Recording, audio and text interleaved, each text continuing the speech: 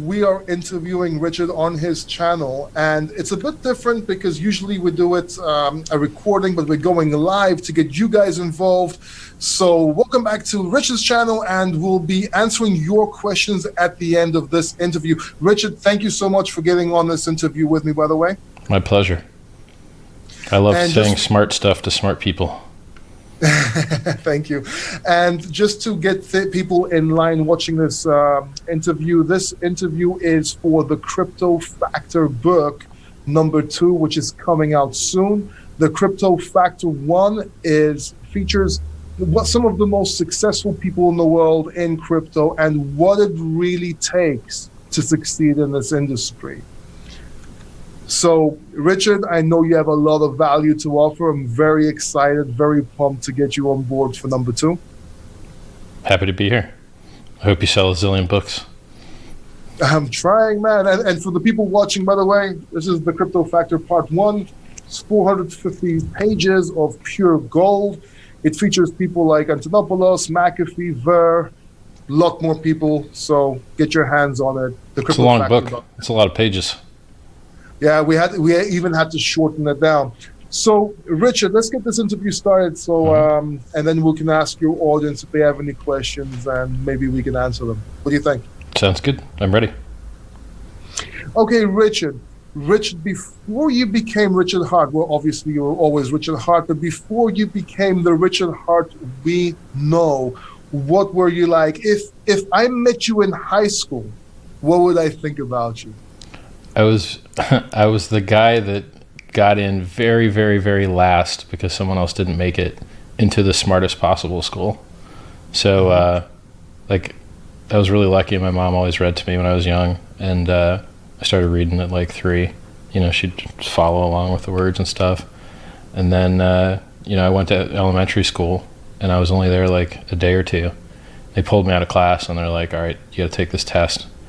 And then they just kicked me out of that school to a smarter person's school. I was like, all right, that's weird. And then that school was all black. So there was like 8 or 9 white kids in the gifted class. It was like a funny experience. So when I get angry, I speak differently than I do in normal language. So like where I grew up was a pretty shitty neighborhood. And there was this, so when you go to elementary school, there's like 5 years of it, and then you go to middle school. And this guy named Bert Kaufman, I think he was an MIT grad, he invented his own like teaching system, his own new math. And it was really amazing. And it was taught down in Davie, Florida, just west of Fort Lauderdale, about 15 minutes. And that, he invented it, and he taught it there. And it was called MEGSSS, Math Education for Gifted Secondary School Students. And the curriculum in that program was more advanced than anything that I ever got after, including high school, college. So we learned logic and set theory before math, because you can derive math from those things. So we were learning syllogistic inference and modus ponens and modus tollens and, a lot of straight up logic in 6th grade. Like, I don't even know how old you are in 6th grade. I think you're 12 years old. Right? So, and then it just kept being good. So we learned programming too, and we didn't learn the programming most people would be taught, which would be like basic. Like we learned scheme programming, which is a dialect of Lisp, which is the most powerful programming language in the world.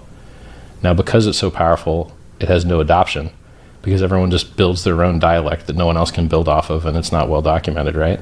So, okay. I got really, really, really, really, really lucky with my education from elementary to middle. Then high school was basically whatever, take shop and take gym and like lift weights and just like waste. Didn't learn anything. Didn't learn anything at all. So I went to college a year early, and they just paid for me to go to college for free, just because I decided to graduate a year early. It's called early admissions.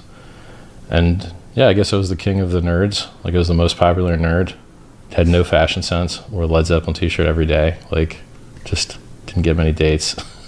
But it's all different now. Like now, I get as many dates as I want. You just learn new skills, right? Like fashion's a skill, and so people put their skills in different orders. Some people learn computers first and people later, and some people learn people first and, you know, computers later. So you can't, it's pretty hard to learn them all at the same time. Who did you hang out with though? What were your friends like, for example? Well, I mean, so because everyone there was super, super, super intelligent, like way smarter than me, I was, you know, I barely got in there, right? So like my SAT score was a 1390 out of 1600. And then everyone else there was like 1500, 1600 flat, like couple of perfect scores in there. I couldn't get a perfect score if I wanted to, right? They're just smarter humans than me. So there was no dating, like no one dated in our class. You know, the jocks, so you basically in high school you have goths, jocks, cheerleaders, nerds. We were the nerds, but it was a school of nerds, right? So no fashion sense, no dating, no drugs. It's just weird, different experience than what most kids have. So we just played cards in the hallways, and you learn this thing where if you get up on your friend playing cards, you know, he's just going to keep doing double or nothing till he doesn't owe you anymore. And then he'll try and transfer his debt to all his friends, so you have to like collect from them. It was like you learn all these tricks growing up. Right. Well, they say that you are the sum of your. If you hang out with 5 drug dealers, you'll become the 6th. If you hang out with 5 millionaires, you'll become the 6th. So, I guess that worked out for you there. So yeah, I mean, part of the reason I got into business is I had a friend that, you know, he started his own computer business when we were in middle school. Like he was building computers and selling them out of his mom's house or whatever. And then I ended up doing the same thing for car stereo. So the same thing he did, you know, selling stuff out of your house. He did it for computers, and I did it for car stereo stuff. And then, you know, he built a shopping cart later on in life, and then I sold that shopping cart, right? And like, right, he was always ahead of me, right? So he did martial arts a year ahead of me. Then I did it for a couple years after him, same class. It was his idea to do the graduating early. I never heard of it. So he was always ahead of me, and that helped me get to where I am. Like, I retired at 25. Like, what do you want? I worked for a couple years and retired and traveled the world.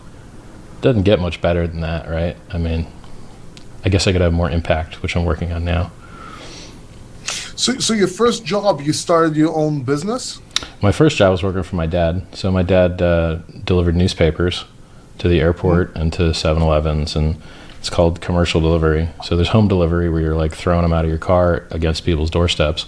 And then there's commercial delivery where you're taking huge stacks, which is, I think, why I have good trap muscles, because you're just carrying these papers around all the time. And right?